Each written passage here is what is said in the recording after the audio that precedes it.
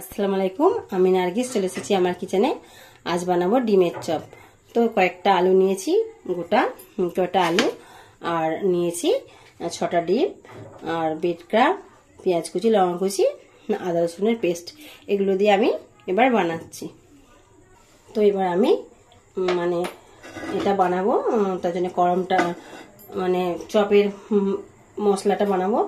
তো আমি কড়া হিটে দিয়ে দিয়েছি, তাতে কিছু পরিমাণ তেলও আমি দিয়ে দিয়েছি। তো কড়াটা গরম হয়ে গেছে, আমি আস্তে আস্তে এক একটা উপকরণ দিয়ে দেবো। প্রথমে পেঁয়াজ কুচিটা দিয়ে দিলাম, কাঁচা লঙ্কাটা দিয়ে দিলাম, দিয়ে এটা একটু লালচে করে ভেজে নেব। তো পেঁয়াজটা লালচে করে ভাজা হয়ে গেছে। এবার আমি এতে দিয়ে দেবো স্বাদ মতো নুন, আর দিয়ে দেব সামান্য পরিমাণে হলুদের গুঁড়ো, আর দিয়ে দেব সামান্য পরিমাণ লঙ্কার গুঁড়ো, আর দিয়ে দেব আদা রসুনের পেস্ট 1 চা চামচ, আর দিয়ে দেব আমার নিজের হাতে বানানো মশলা, জিরে, জায়ফল, জয়িত্রী, লং, স্টার মশলা, মৌরি, সব কিছু দিয়ে আমি এটা বানিয়েছি মশলাটা। তো এটা একটু অল্প কিছুটা দিয়ে দেবো, মানে আমি আর আদার্স কোনো মশলা দিচ্ছি না। এগুলো দিয়ে এবার নাড়িয়ে চাড়িয়ে দিয়ে দেবো। এবার আলুগুলো দিয়ে দেবো। আলুগুলোকে আমি এক এক করে ভেঙে নিয়েছি।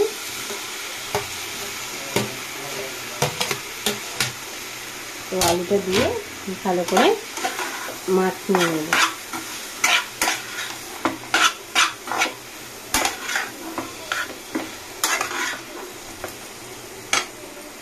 তো আলুর পুরটা আমি ভালো করে মেখে নেব, মেখে নিচ্ছি।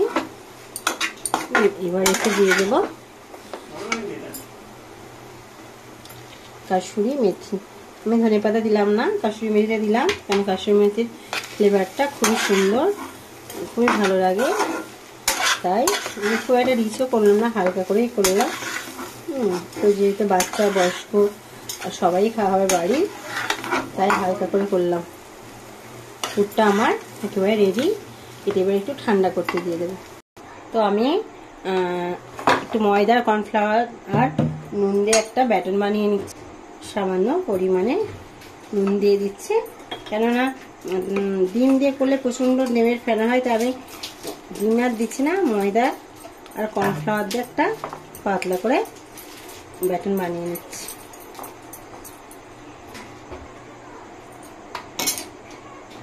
ভাই দিচ্ছিল না এখানে।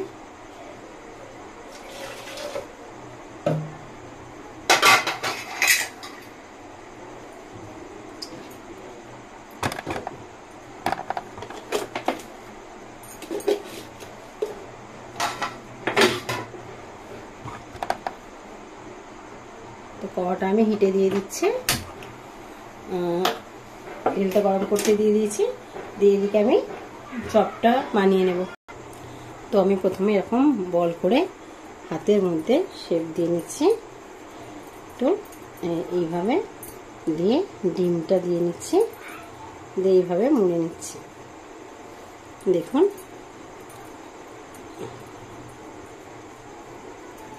এইভাবে ডিমটাকে কভার করে দিচ্ছি। ডিমটা পুরো কভার হয়ে গেল। আর একটু আলু দিয়ে এইভাবে আমি সব ডিমগুলোকে একে একে করে নেব। তো আবারও একটা ডিম দিয়ে আলুগুলো এইভাবে কভার করে নিচ্ছি।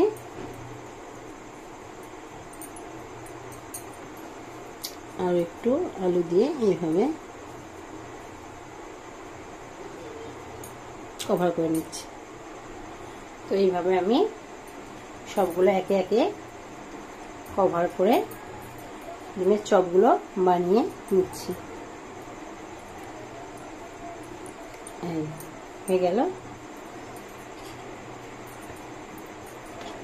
তো আবারও সবগুলো এইভাবে এক এক করে বানিয়ে নেব। আরো পাতলা করে কভার করে এই পুরো কভার করে দিলাম, ঢেকে দিলাম। তো এইভাবে আমি সবগুলো বানিয়ে নিচ্ছি।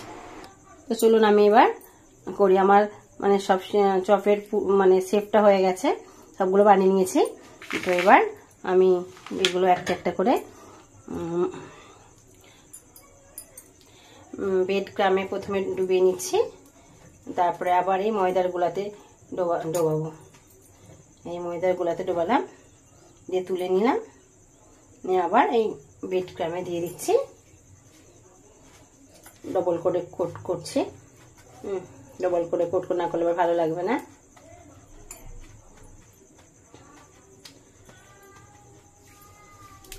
তো আবারও একটা করছি, প্রথমে ব্রেড ক্রামে ডুবিয়ে নিচ্ছি, নিয়ে আবার ময়দার কোটে ময়দায় ডুবিয়ে আবার আর এক কোট করে করছি। তো এইভাবে আমি সবগুলো বানিয়ে নেব। তো এবার ডিমের চপগুলো আমি এক এক করে ভেজে নেব। দেখুন হয়ে গেছে এগুলো, হাফ ডিম, পুরোটা হাফ ডিম বলে এগুলো অনেক বলগুলো বড় বড় হয়েছে। এই তিনটে তিনটে করে ভেজে নেব।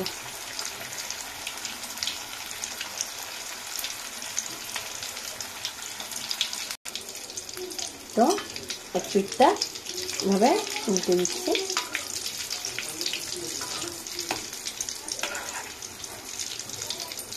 এভাবে লাল লাল করে ভেজে নেব। তো এগুলো হয়ে গেছে, এবার এক এক করে আমি তুলে নেব।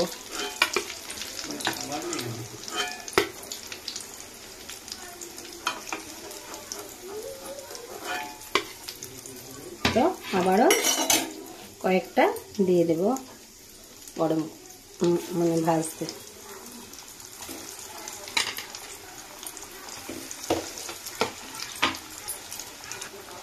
তো এক পিঠ হয়ে গেছে, আর এক পিঠ উল্টে দিচ্ছি, এইভাবে লাল লাল করে সবগুলো ভেজে নেব।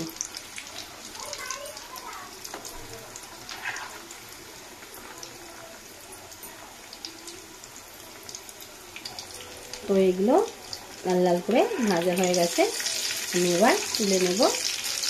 গ্যাসের তেলটা আমি কমিয়ে দিচ্ছি, দিয়ে একটা একটা করে আমি তেলগুলো ছড়িয়ে তুলে নেব।